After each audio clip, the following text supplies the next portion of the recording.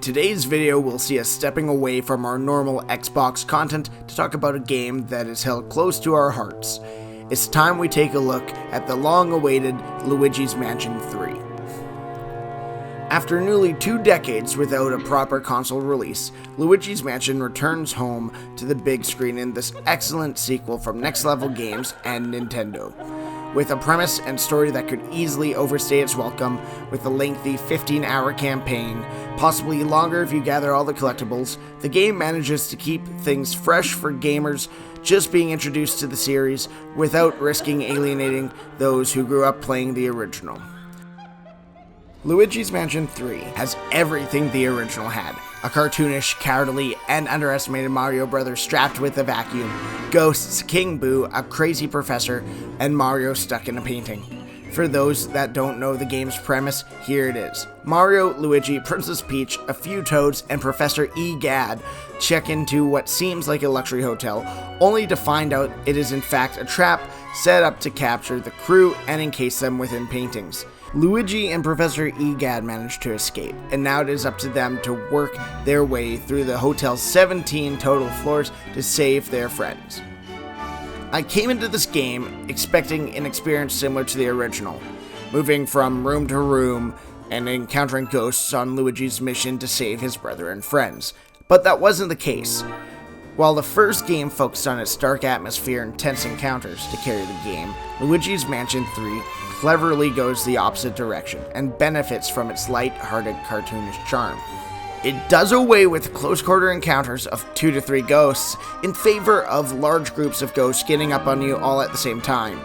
These encounters can have anywhere from 4 ghosts all the way up to 20. Another aspect of the game that is largely expanded upon are the boss fights. Luigi's Mansion had the odd boss fight set in an arena, but for the most part, the portrait ghosts could be found in the mansion without interrupting the game flow. Luigi's Mansion 3 decidedly takes the route of a traditional boss fight where you are locked in an arena with the sole goal of beating the boss. At first it kinda felt jarring, but in context of the game it really works with the lighter tone. The only downside is that the bosses don't have nearly as much personality or story associated with them, but they have charm nonetheless. The ghost encounters are all to be expected. However, what I didn't expect were the multitude of puzzles that had been laid around the hotel. This is what keeps the game engaging and sets the game at a steady pace. Each floor has a unique theme and puzzle that challenges the player. Some of these puzzles are quite neat, my personal favorite being the movie studio puzzle, which I won't spoil here, but it is definitely a standout. An element to the game that had never been seen on Luigi's Mansion for console is multiplayer. This game puts multiplayer front and center with the introduction of Luigi, Luigi's gelatinous sidekick. He allows for more intricate puzzles, forcing the user to control and think about 2 characters at once, and think of the puzzles on another level. The game's greatest asset is unfortunately its greatest downfall. When playing multiplayer, the second player plays as Luigi, who can slip through fences, slide down drains, and squeeze into pipes.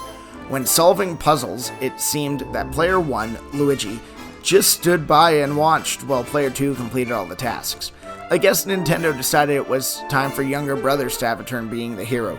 Fitting, seeing that that's Luigi's MO, isn't it?